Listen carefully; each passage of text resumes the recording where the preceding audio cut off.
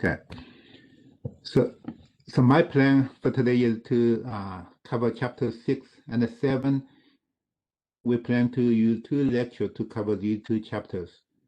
And both chapters are related to the convection outside a body.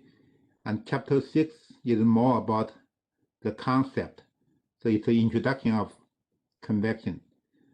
And the chapter 7 is about the convection due to the external flow. And later on, when we get to chapter 8, we will study the convection due to the internal flow, such as the flow inside the pipe. So for chapter 7, it's more like the flow outside the pipe, or the flow at a surface of at the external surface of the body. Okay, so that's the difference between chapter 7 and chapter 8. And for chapter 6, it's an introduction of new terminology related to convection heat transfer. Someone has a question in the chat room. One suggests the due date for the outside quiz to be next date. Yeah, sure, why not? So I can do that. Okay, so I will change the due date, yeah, so you can have more time work on it. Okay, so let's give an overview of these 2 chapters. So think about the previous chapter. We also encounter convection.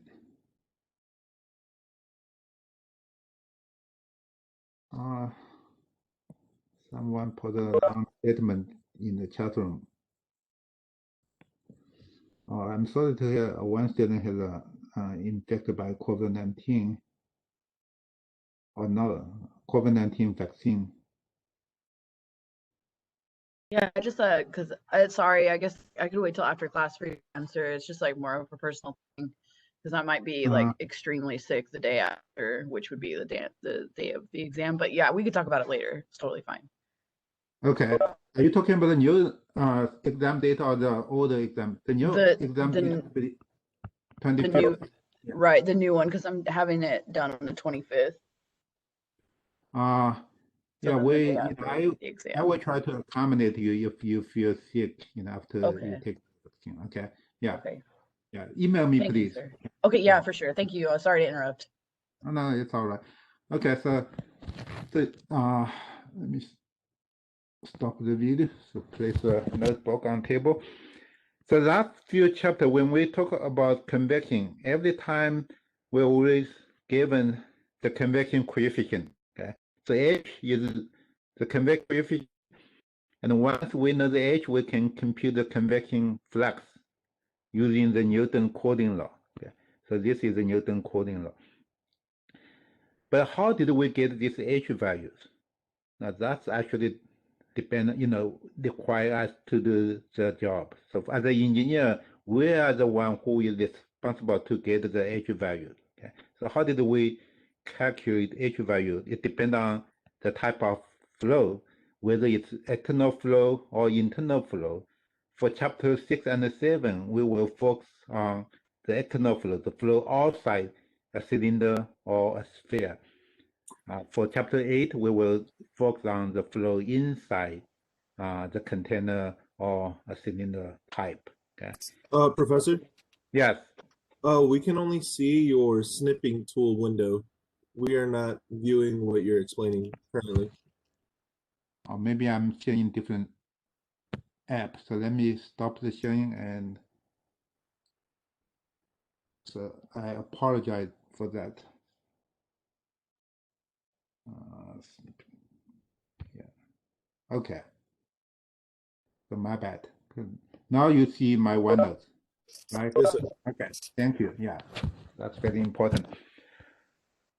Okay. So the first few chapters, when we studied convection, we use Newton's laws. But H is the convection coefficient that needs to be determined. In chapter 7, we will answer these questions. What will be the convection coefficient when we have a uniform flow over a plate? So that's one configuration that we need to study. So what will be the H value when we know the flow velocity, flow temperature?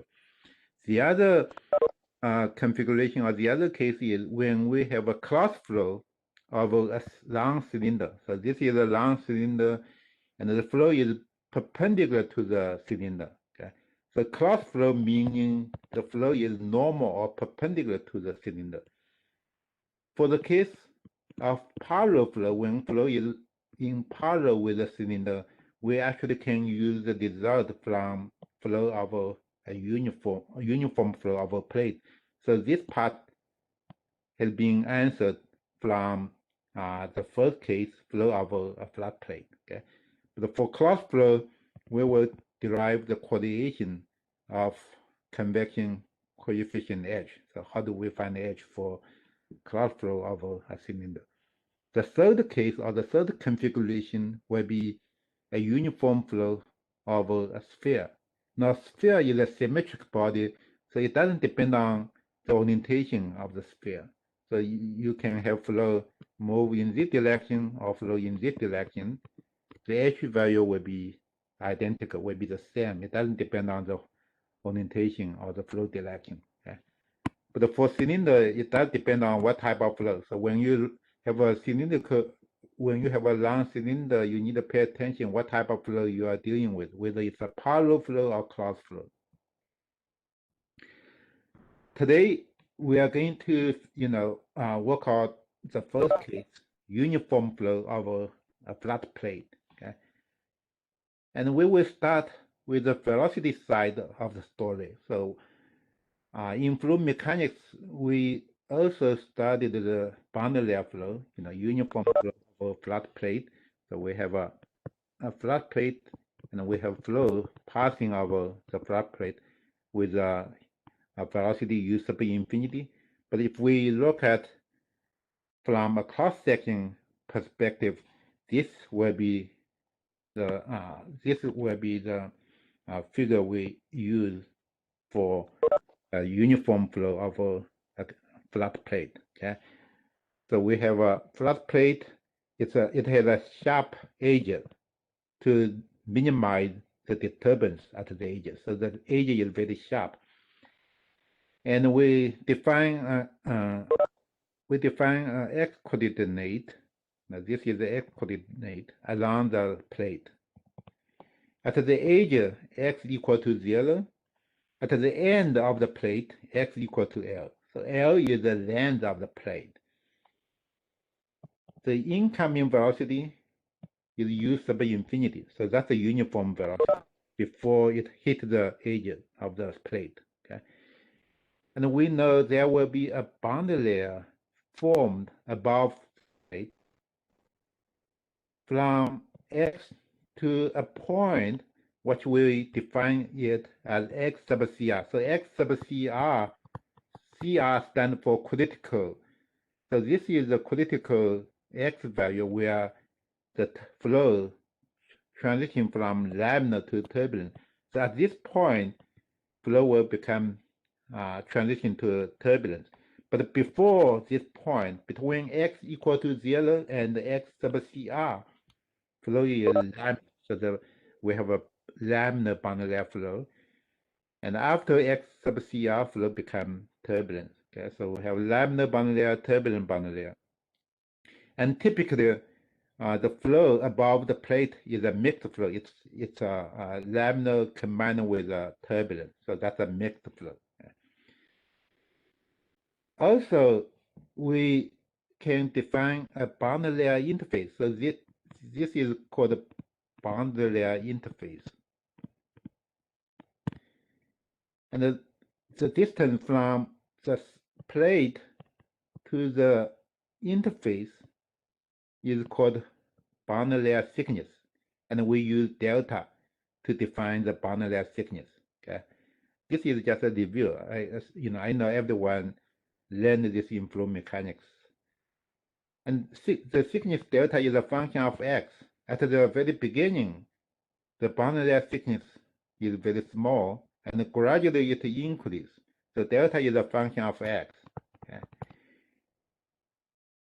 And when we study the fluid side of the boundary layer problem, we are more interested in finding the drag, the force acting on the plate or the drag on the plate. And to do that, we need to find the drag coefficient, okay, C sub FL, so over the entire plate. So that's the average drag coefficient over the entire plate. And use this drag coefficient multiply 1/2 rho U infinity square to get the average shear stress at the surface of the plate, and multiply the area A to get the drag force. So that's the purpose to study the velocity boundary layer. And as you recall, in order to find the drag coefficient or the skin drag coefficient, we need to know the Reynolds number. Okay, so what is the Reynolds number? And based on the Reynolds number, we have some equation that allow us to determine this drag coefficient. Okay, so same as the heat transfer, we are very much depend on the Reynolds number. So the first thing we need to do is to calculate the Reynolds number. So for Reynolds number, it's a function of x. So it's defined as the density of fluid multiply the ambient or the incoming fluid velocity u sub infinity multiply x, okay, divided by the dynamic viscosity mu. So that's one type of one form of the equation for Reynolds number. We also can define the Reynolds number using a different equation. If you realize mu over density is nu, so this is nu is a kinematic viscosity, mu is a dynamic viscosity, rho is density. So there is a relationship between these three. So if we use this equation, then the Reynolds number can be written as u infinity multiply x divided by the kinematic viscosity nu. Okay. So either one will give you the Reynolds number at location x. So that's how we calculate the Reynolds number. Now, how do we know where the flow will transition from laminar to turbulence? How do we calculate this critical x value? It depends on the critical Reynolds number. Okay, so we have to introduce a critical Reynolds number, and the critical Reynolds number depend on whether the surface is smooth or rough. For a smooth surface, if the plate is quite smooth, the default critical Reynolds number is 500,000. Okay, so that's a default critical Reynolds number. So if you have a problem statement and it doesn't mention anything about the surface, whether the surface is smooth or rough, you just pick the default critical Reynolds number, 5 multiplied 10 to 5. If the calculated Reynolds number at x is less than the critical Reynolds number, then this region will be laminar boundary layer region. Otherwise, it becomes turbulence boundary layer. Okay, and based on this critical Reynolds number, we can determine the critical x value using this equation. Okay, so this is the formula to determine at what location flow will transition from laminar to turbulence. This equation is the one to calculate the force I already mentioned, and tau is the shear stress at the wall, and it's given by the viscosity multiply the velocity gradient. The partial U over partial Y, that's the velocity gradient. And this velocity gradient is very significantly larger inside the boundary layer. Okay. Look, let me explain why we expect a larger velocity gradient inside the boundary layer. So this is the boundary layer. Now inside the boundary layer, velocity change from 0 to 0.99 u infinity. Okay, 99% of the incoming velocity. That's where the boundary interface is located. Okay, so 0.99 U infinity. So you see the velocity change is from 0 to 0.99. So it's almost entire U infinity. And this takes place within a small boundary thickness. So that's the velocity gradient we are talking about. And it's much larger than 1. Yeah, because of delta x is very small. The boundary thickness is very small. Typically, it's in the order of millimeter. Yeah. So there will be a question in today's in-class quiz ask you what quantity is larger in the boundary layer. Now you know it's not velocity. Velocity actually is small. It's at very close to the boundary. It's very small, from 0 to 0.99 U infinity. Okay, the maximum is 0.99 U infinity at the interface, but the velocity gradient is very large. That's why inside the boundary layer, the viscous force tau dominate. Okay, so viscous force dominate inside the boundary layer. Viscosity is very important. Outside the boundary layer, this viscous force can be neglected. So it's more like an invisible flow. Outside the boundary layer, it's viscous flow. Okay, so in order to find the force, we need the shear stress, and to find the shear stress, we need to find the velocity. And to find the velocity, we need a set of equations. So here are those equations that allow us to find the flow velocity. One is the continuity equation. The other is the momentum equation. All these come from the flow mechanics. And we solve these two partial differential equations using the similarity method. And the combined variable eta is given by this equation. We're not going to get to the details of these process, and you may already learn it in flow mechanics. I just provide the final result based on the solution, similarity solution. And these results also called Blasis exact solution. And Blasis published his result in the year of 1905, I believe. That's the same year when Einstein invented relative theory. Okay. So solution one is for the boundary layer thickness. It's equal to 5x divided by square root of Reynolds number. So that's delta. The other is the shear stress tau. That's a shear stress which has a unit of Newton per meter square or Pascal. That's the unit for shear stress. The dimension is shear stress, which we call it friction coefficient or the skin friction coefficient. It's defined as the shear stress divided by 1/2 the U square. So this is dimension is friction coefficient. Okay. But it has a local value as well as the average value. So the difference between these two, one is the local value. Let's say this is x equal to 0, and at x we have a friction coefficient CFX. But between 0 and x, the average one we add a bar above CFX. So that's the average between 0 and x value. Okay. So know the difference between these two. And if you need to find the force within x equals 0 and x, then you have to use the average. You have to use the average friction coefficient. Okay.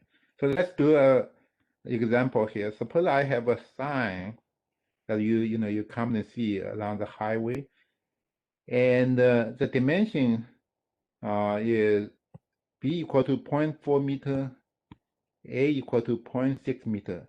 Assume flow is parallel to the plate. Yeah, we just if the flow is perpendicular to the plate, then the drag is mainly due to the pressure difference. The pressure drag dominates the skin drag of the flicking drag can be neglected. But when flow is in parallel to the plate, the drag is due to the flicking. So we are concerned about the flicking drag in this example. So we want to find the drag on one side. And to do that, first we have to check the Reynolds number. So we have to calculate the Reynolds number at the end of the plate. So that's the end of the plate, which we can use according to the property given here. We have density and the dynamic viscosity, so we use the first equation for the Reynolds number, rho u infinity multiply L. Now, what is the value of L? So be careful, because you have two dimensions. One is 0.6, the other is 0.4. You need to pick the one along the flow direction. So that's B, 0.4. So I use B for the L. And divide by the viscosity. Okay, so you plug in these value, you should get a Reynolds number 2.4 multiplied 10 to 5. So that's a Reynolds number. And compared to the critical Reynolds number, it's less than the critical Reynolds number. So you conclude the flow is laminar flow, laminar boundary layer. Okay, so above the plate, the flow is laminar. And you can pick up the equation for laminar flow. We need the drags over the entire plate, so we need to pick the average flicking coefficient. So you use CFL and multiply 1/2 rho u infinity square to get the shear stress. Multiply the area. Area for a rectangle is A multiply B, right? So that will be the drag force. And the CFL is equal to, since it's a laminar flow, so I can use the result for laminar flow. So 1.328 divided by the Reynolds number we just calculated. Okay. So the math, the rest is just a math calculation. So the final result turned out to be pretty small, because the flow is parallel to the plate. So it's less than 1 Newton, 0.04 Newton. So that's a drag on one side of the plate.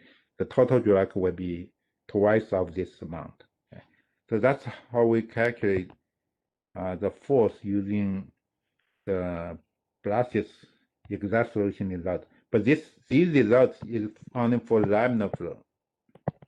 And for turbulent flow, we will have a set of different equations, and we will talk about that later on.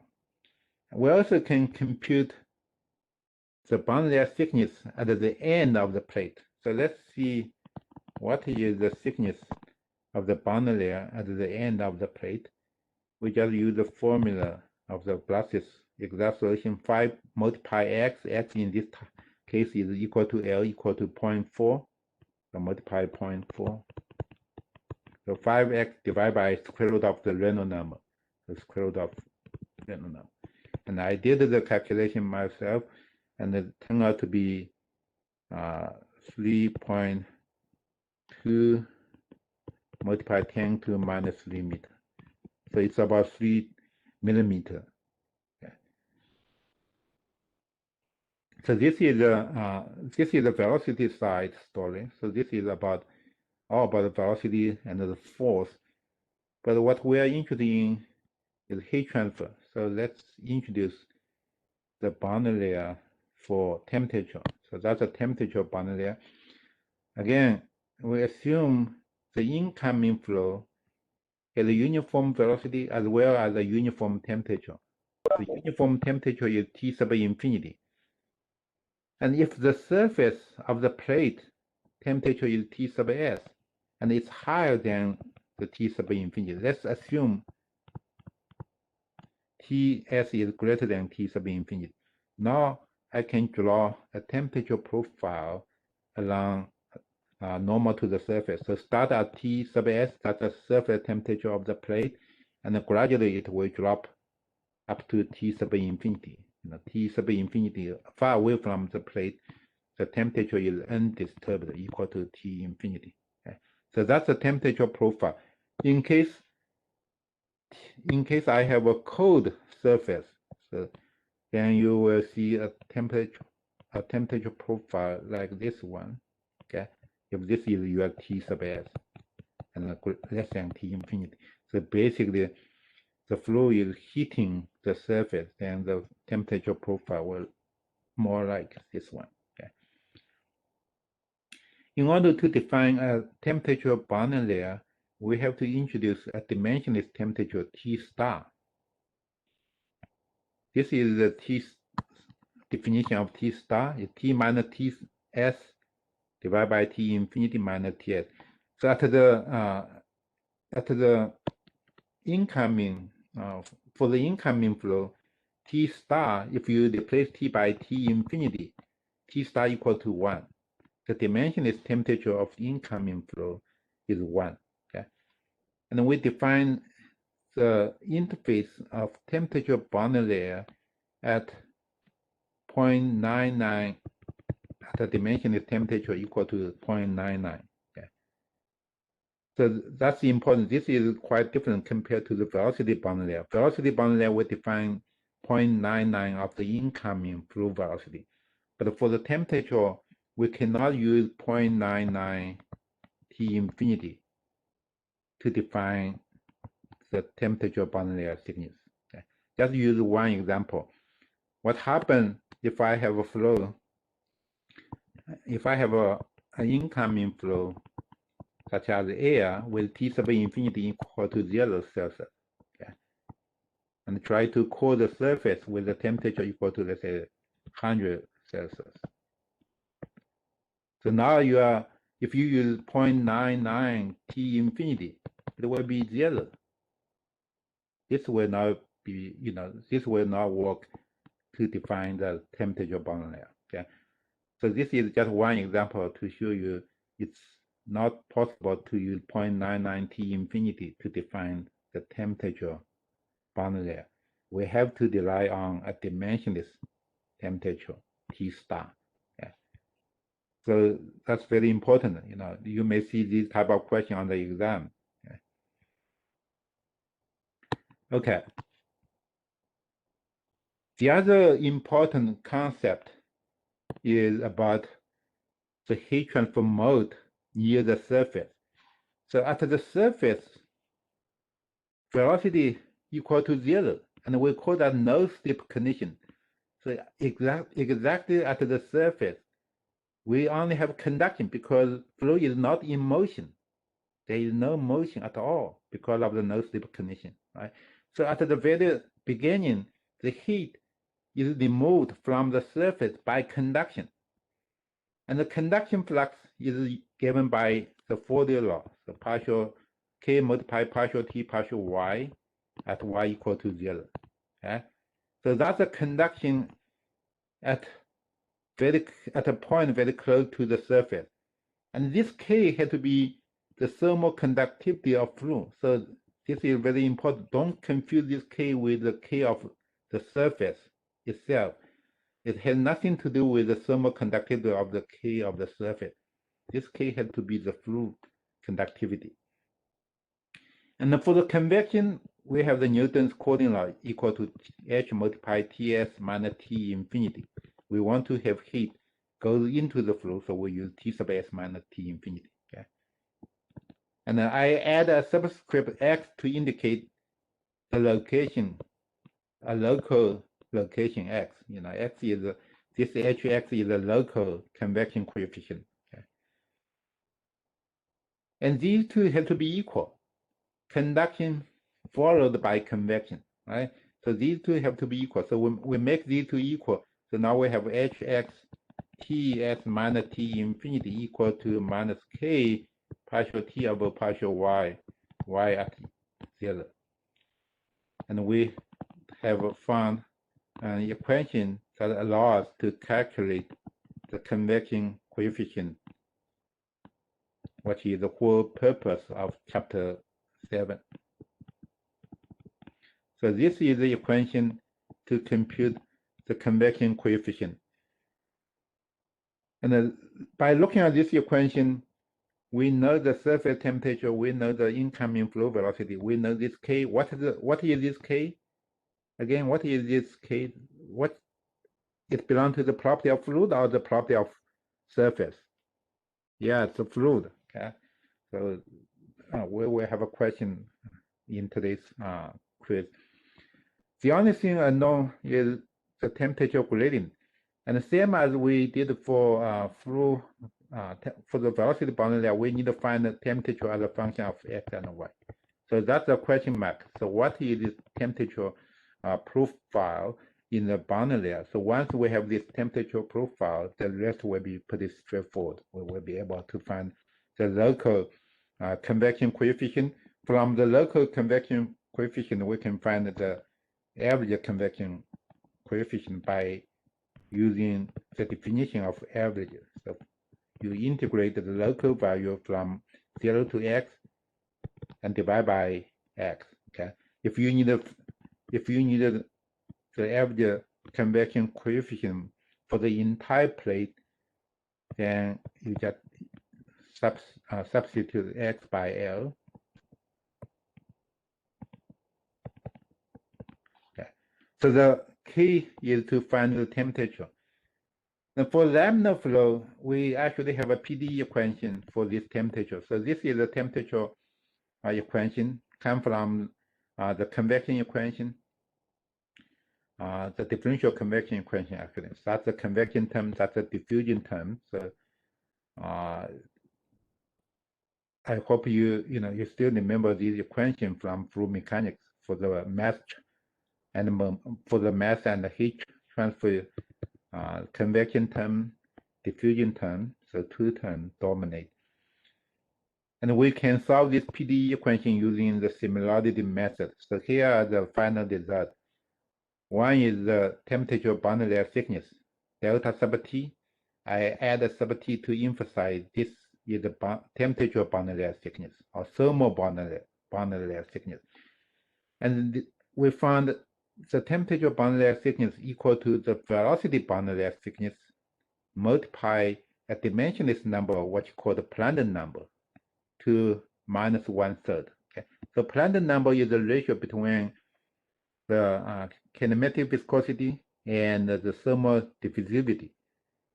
I mentioned earlier, the kinematic viscosity can be considered as momentum diffusivity, and alpha is the thermal diffusivity. Both of them have the same unit. Remember the unit? I think I asked the same question a few times. What's the unit for the diffusivity?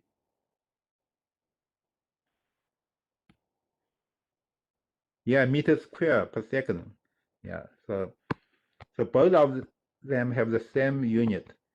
That's why the Prandtl number is a dimensionless number. Okay, so I think this will help you to remember both. These two, nu and alpha, they have to have the same unit. So the ratio between the two boundary layer thickness, velocity boundary layer thickness, and the temperature boundary layer thickness equal to Prandtl number to 1/3. For example, if we consider air at a room temperature, its Prandtl number is about 0.7. So the ratio will be less than 1. So delta over delta T will be less than 1 because Prandtl number is less than 1. Okay? Which means the thermal temperature or temperature boundary layer thickness is greater than the velocity boundary layer thickness. So if I draw a velocity boundary layer thickness, the temperature boundary layer thickness has to be above the velocity boundary layer thickness. Okay? So that's the case for air. For most of liquid, such as water or oil, the velocity boundary layer thickness is much higher than the thermal boundary layer thickness. For example, water has a Prandtl number about 7 or 6. Okay, so in that case, if you draw the two boundary layer, this will be the velocity boundary layer thickness. This will be the temperature. boundary layer thickness. Okay. So that's this is the equation. It applies to either laminar flow or turbulent flow. Okay. Even though the result comes from the laminar flow, but it can be applied to turbulent flow as well. The other result, obviously, this is the one what we are interested in. The local convection coefficient H is given by this expression. You see, K is the K of fluid, X is the coordinate, the location, and the Reynolds number, that's a Prandtl number. Average convection coefficient, that's the average between 0 to X, is twice of the local value. All the rest is the same except the coefficient. This for the average, you have to double the coefficient of the local. Okay. And if I plot them in the same diagram, you will see if this is the local value, then the average will be above the local value. And this is because if you consider the average value between 0 to X, the local value starts at a very large value. When X approaches to 0, by looking at the solution here, when X approaches to 0, the local value approaches to infinity. Okay, you start at a very high convection coefficient and then drop as X increases. Okay? So if you want to have the average between 0 to X, you have a larger value and you have a small value. The smallest value is Hx. So the average has to be greater than Hx. And it turns out to be twice of the local value. Okay? So the average has to be twice of the local value. So that's the convection coefficient. But again, this result is for laminar boundary layer. We will have the equation for turbulent flow later on. Now think about the unit for this H. It's watt per meter square per Kelvin or per Celsius. So that's a unit. And the value of H depends on the temperature of fluid, the fluid velocity, the dimension of the plate, and etc. So it depends on the very detailed configuration and the dimension. And it's not convenient to apply these formula because it depends on the dimensional variable. So as a common practice, we introduce a dimensionless value to replace the dimension value in order to make the calculation much convenient, okay, much easy. So that's exactly what we are doing here. We introduce a Nusselt number, Nu, which is defined as the convection coefficient H multiply X divided by K. So this is a so-called dimensionless number for convection heat transfer coefficient. Okay, so usually we calculate the Nusselt number first. So we compute the Nusselt number as our first step, and then we determine the convection coefficient using the relationship here. So Nusselt number equal Hx over K. H has to be equal to Nusselt number multiply K divided by X. So Nusselt number multiply K of the fluid divided by X. Okay. If you need a local value, then you use a local Nusselt number. If you need the average value, you use the average Nusselt number. Okay. So this is the equation that transform Nusselt number to the convection coefficient H. Okay. So we always start with the dimensionless heat transfer coefficient, Nusselt number, and then get the dimensional convection coefficient H. So that's one point. Nusselt number is a dimensionless number for the convection heat transfer coefficient.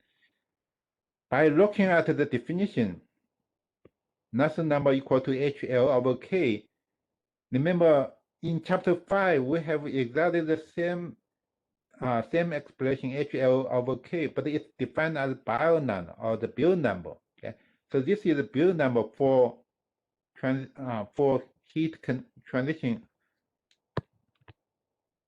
for transient conduction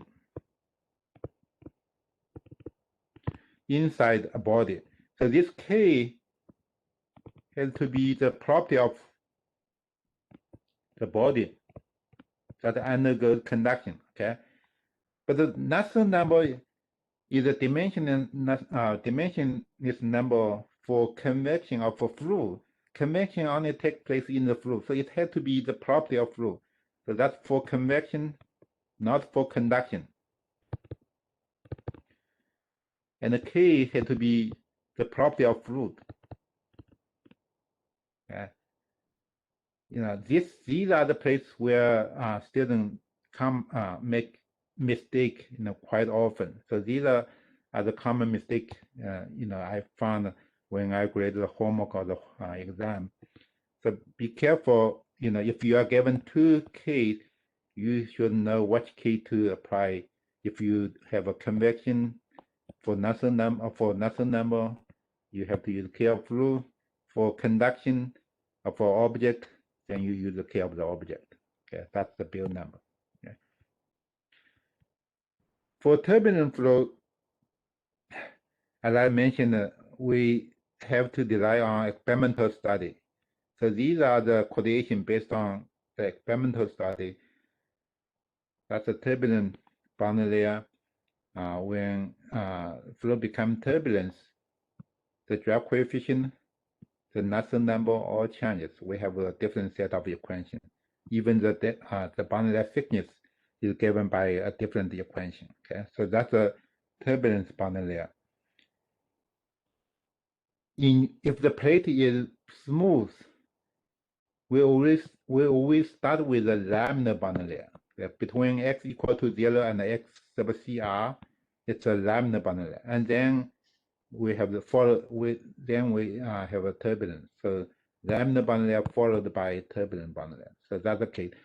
But if we want to enhance the heat transfer, to promote the heat transfer, we may trip the flow to become turbulent flow at the very beginning, at the edge, by placing some wire or buffer at the edge. So we make it very rough. The flow be tripped to turbulence at the very beginning. In that case, the critical Reynolds number is no longer 500,000. The critical Reynolds number actually is 0. So we triple the flow, become turbulence. We skip the laminar boundary layer. The entire plate is covered by turbulent flow. And the reason to do that is to promote heat transfer. That's because in turbulence region, the convection coefficient usually is higher than the laminar flow region. So that this is a statement I put here. H, the convection coefficient H in turbulent boundary layer usually is higher compared to the laminar layer. So you will see a big jump of H in the turbulent layer. So if we skip that part, then we will have a significant high convection coefficient that will allow us to promote heat transfer. So that's a turbulence boundary layer. But for the most case, it's a mixed layer. So if the plate is not rough, so we have a laminar flow followed by turbulent flow. And if we want to find the overall heat transfer rate, we need to find the overall or the average edge of the entire plate. And that's where these equations come to play. Okay, so these 2 equations are for mixed flow where you have a combined laminar flow and a turbulent flow. And to make it easier, we actually introduce an expression A, which depends on the critical Reynolds number. Okay? So if critical Reynolds number equal to 500,000, which is for a smooth plate, then this A equal to 871. So you just replace A by 871 if the plate is smooth. If the plate is very rough and the turbulence starts at the edge, you just use critical Reynolds number equal to 0, and you will get A equal to 0. If you have something between, then you can calculate A based on the critical Reynolds number, and then plug into these two equations to find either the average skin friction coefficient or the average Nusselt number. Okay, so that's the approach. Now this is a table. This is a table you will need. It contains the solution for both laminar flow, turbulent flow, or mixed flow. Okay, so for today, this basically the final result are given in the table. So this is the one we need to calculate the heat transfer for flow of a flat plate. Okay, and a special case is if the flow is not air or water, it's liquid metal. There is a special equation to calculate the Nusselt number. You may have to use different equation for Nusselt number. And if you deal with this type of flow, very likely you have to look into the literature to find the result. I'm sure people have done results related to the special liquid. But for the liquid such as the water, oil, these equations can be applied. We are very happy about these equations. We don't need some special equation. But for some special liquid, just try to look into these special equations in the literature. Okay? So that's my advice to you. So if you work on something special, then you cannot trust the more general result, okay, solution. Okay. So now let's do another. Let's summarize, or let's compare the velocity bound layer and temperature bound layer. So for the velocity bound layer, we are interested in the flow velocity, but for the temperature bound layer, we need to know the temperature. We are interested in the temperature. Both of them are function of x, y. Okay? And for velocity, we want to find the shear stress, and temperature, we want to find the heat transfer rate, or the convection flux, which is equal to H multiplied T S minus T infinity. Okay, so either heat flux or the convection coefficient, those are the things we want to we want to find out. And to find out these two, we need to find the Nusselt number. Just like to find the shear stress, we need to find the stress coefficient. Okay? And the skin coefficient C sub F is a function of Reynolds number. But for the Nusselt number, it's a function of both Reynolds number as well as the Prandtl number. So if you look at the equation, you see the Nusselt number depend on the Reynolds number as well as the Prandtl number. Okay, but for the drag coefficient, it's always a function of Reynolds number. It only contains the Reynolds number. Okay, but when we add heat transfer, we need to include both Reynolds number and the Prandtl number. And for the velocity bound layer, we are more interested in finding the drag on the plate. For heat transfer or temperature bound layer, we are more interested in finding the total heat transfer rate, which is equal to the convection coefficient H, which can be related to this average Nusselt number multiplied K multiply X. So that's the H multiply the area and multiply the temperature difference. Okay. So there is certain analogy between these two bound layers, and we can relate the drag coefficient with the Nusselt number. So this equation basically connects the drag coefficient with the Nusselt number. Okay? And this equation called Reynolds analogy equation. So essentially, if we can determine the drag coefficient at a plate surface, we can use this equation to predict the dimensionless Nusselt number. So we only need to know one of these two, either the drag coefficient, or the Nusselt number. We can find the other one. We don't need both of them. So that's a concept of Reynolds analogy. Okay? So based on the analogy, we only need to know one of them. So here is the statement. Here is the statement. So if the drag force is known, the heat transfer rate actually can be estimated using this analogy. Okay, now it's time to work on an example. So this example it contains a bunch of questions. So how many questions? A, B, C, D, E, F, G. 7 questions here. But the setup is very simple. We have water flow over an isothermal flat plate.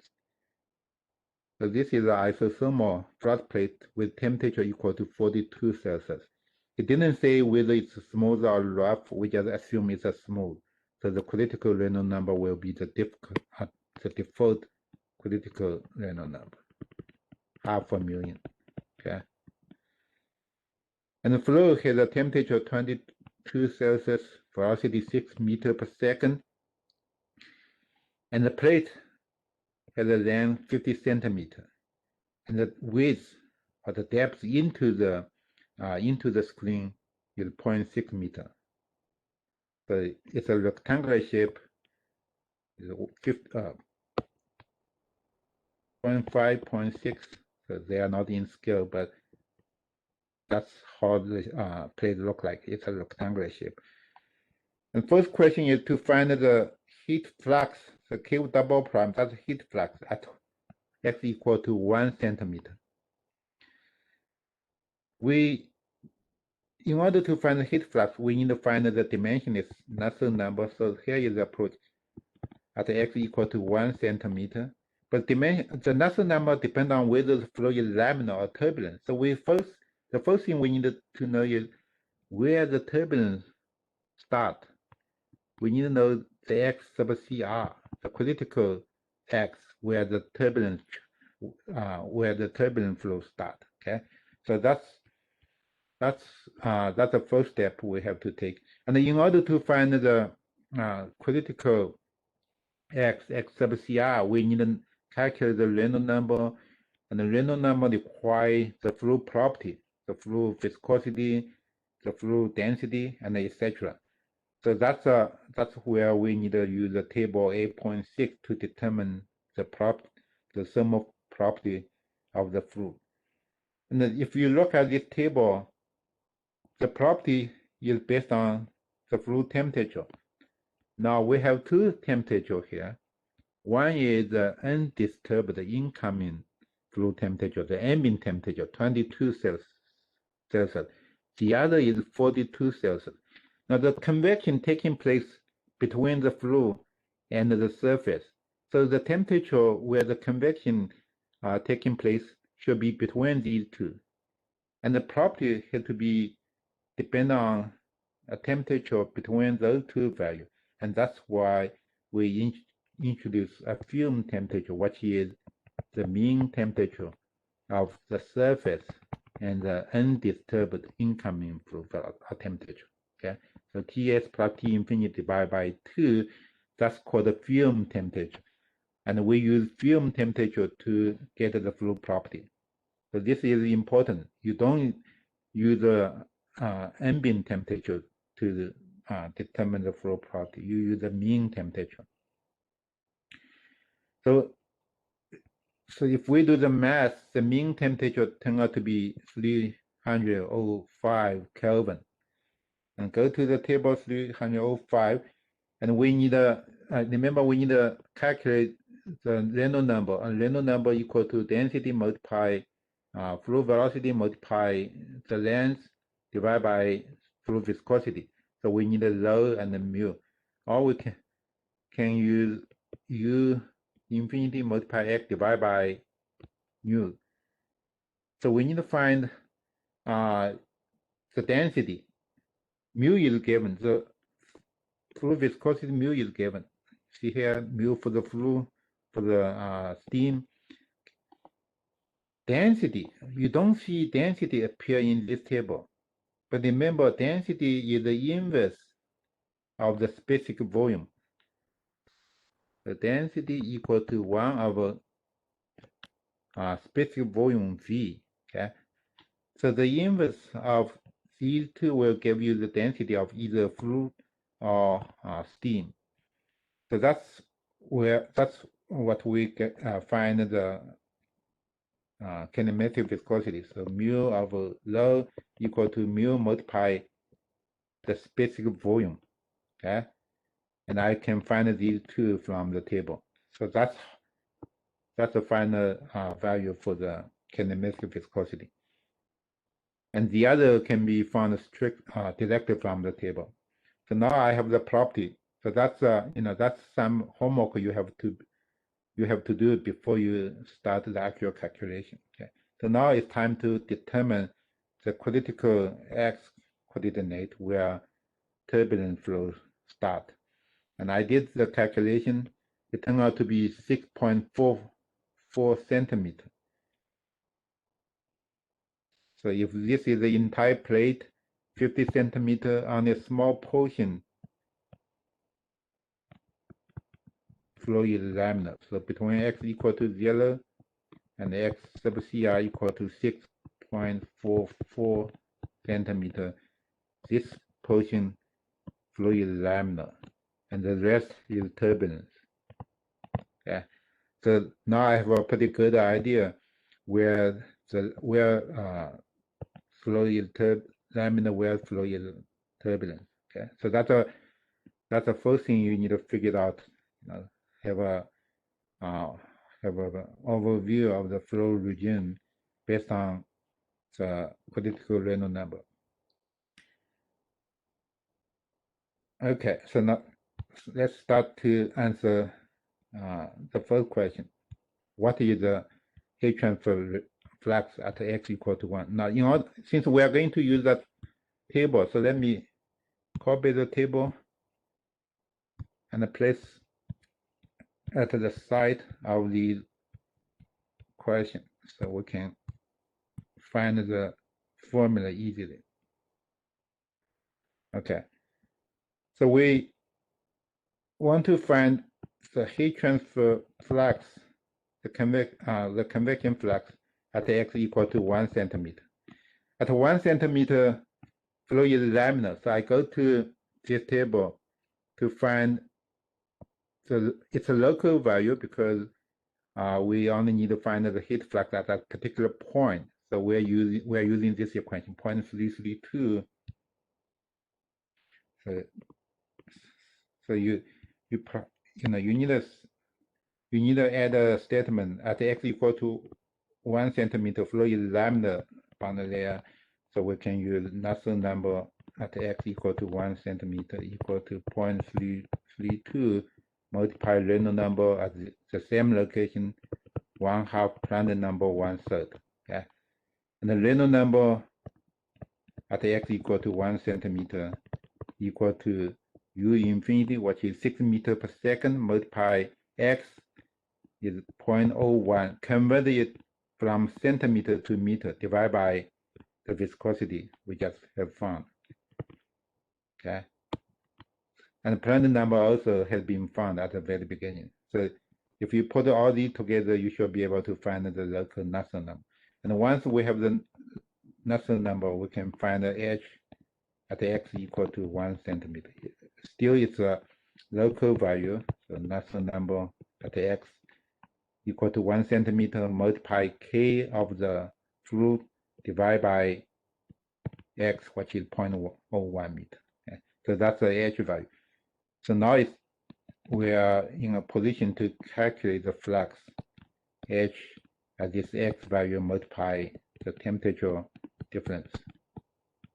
Okay. So these are the process to find the heat flux. Okay. So I have the final values for these variables. So I have found the Reynolds number is 7.76 multiplied 10 to 4. Now, if you have found this Reynolds number at 1 centimeter to be greater than 10, let's say 5 multiplied 10 to 5, you know you made some mistake somewhere, okay? Because it has to be laminar flow, and you come up with a very high Reynolds number. That will not be correct, okay? So make sure you understand that. That can be, some sanity check.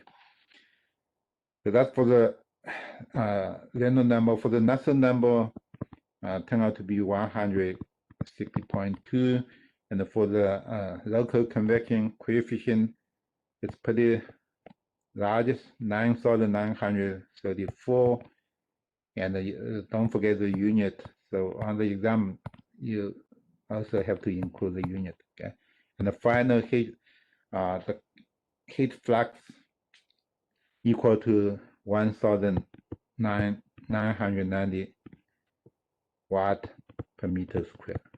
Okay. So that's for the first question. For the second question, we want to determine the laminar boundary layer, the heat transfer from the laminar boundary layer part. So let me check the question again. The heat transfer rate over the laminar part of the boundary layer. Okay. So we want to find the heat transfer rate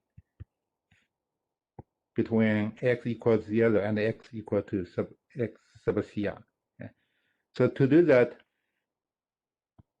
we use this formula, Q equal to H between 0 to x sub CR. So we need the average value.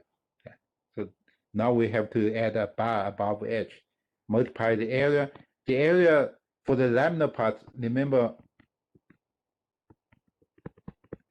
the depth is equal to 0.6 meter. So W is the depth into the screen. So the area has to be x sub CR minus 0 multiply W. So that's the area we're talking about. So this is the area, and multiply the temperature difference.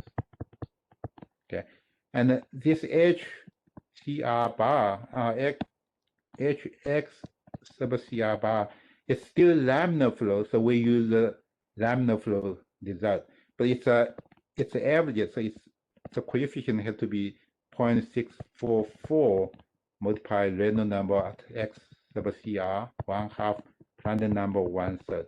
And this x at x sub CR, you should know it's equal to 5 multiplied 10 to 5, 500,000. Okay, that's what we use to calculate x sub CR. You don't need to calculate yet. That's just with your time. So know this value equal to 500,000. Okay? And I'm sorry, this is for the Nusselt number.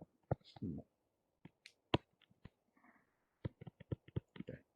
So that's the Nusselt number at the critical position, and then you find the H value at the critical position using the Nusselt number at the CR multiply K divided by X sub CR. Okay. And then you plug into the Q formula to find the heat transfer rate.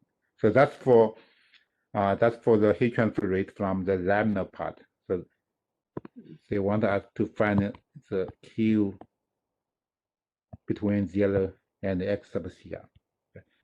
Now move to the third question. We only have 5 minutes left, so let me see if we can pick some, more difficult question among those.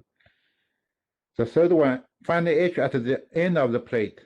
At the end of plate, we know the flow is turbulent flow, so we have to use the turbulence solution. So where is that table? Yeah.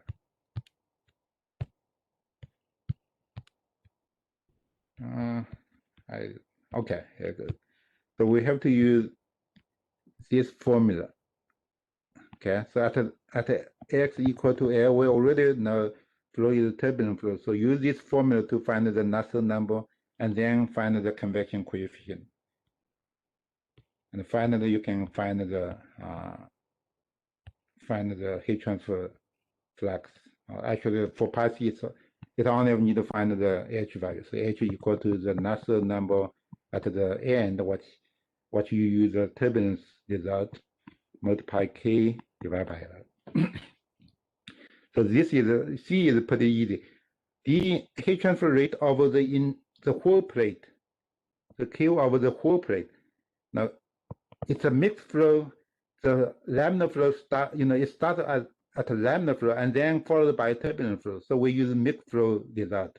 So Nusselt number L average multiply K divided by L. So this is the H value.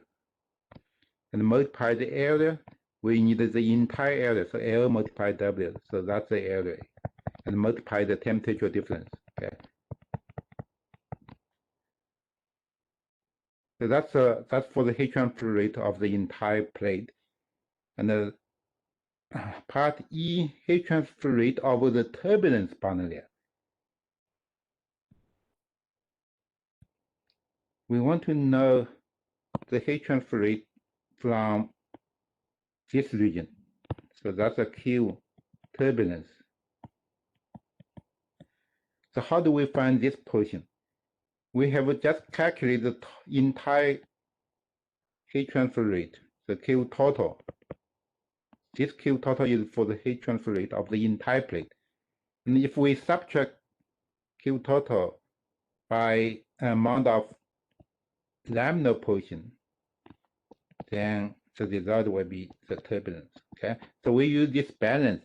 The turbulence portion equal to the entire heat transfer rate minus the heat transfer rate from the laminar part, which we have calculated earlier.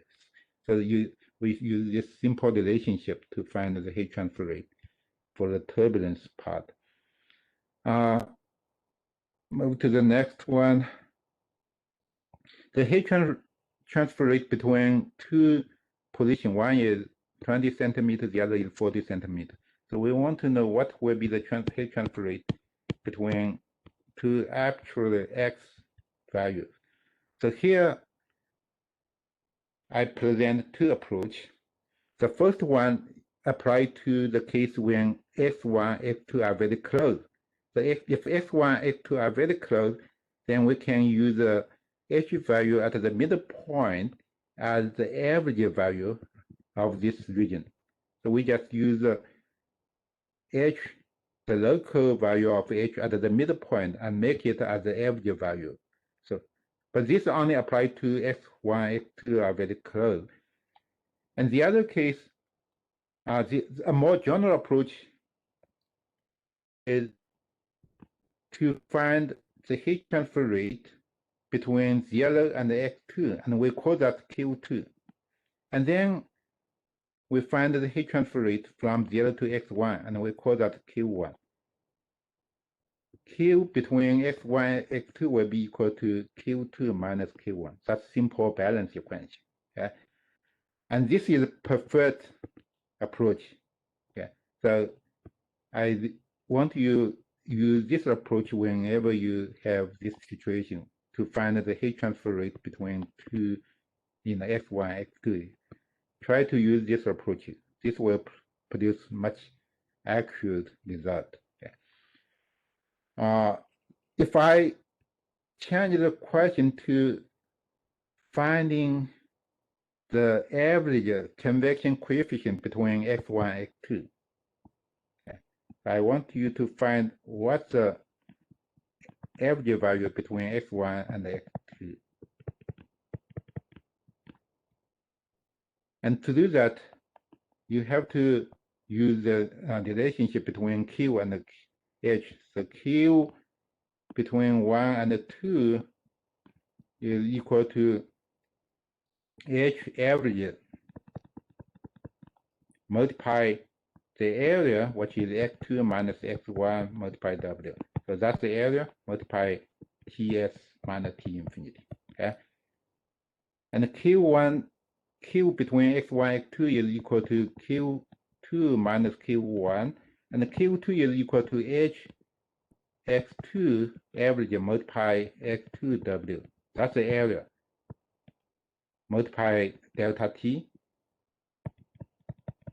Give me 2 minutes. I should be, and I will add 5 more minutes on the quiz. So that's for the Q2. Q1 is just x1 x1w multiply delta t. And now you have a formula that allows you to compute the average h between x1 and x2. So these will be cancelled out. W will be cancelled out.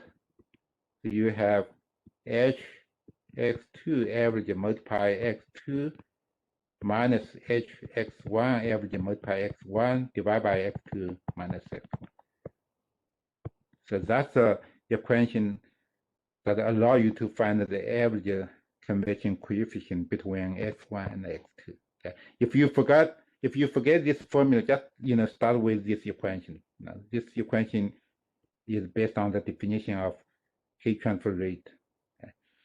With that, I will conclude today's lecture, and you guys can start working on the quiz. And I will add 5 more minutes, so don't rush into it. Thank you. And we're getting more time for the outside quiz as well.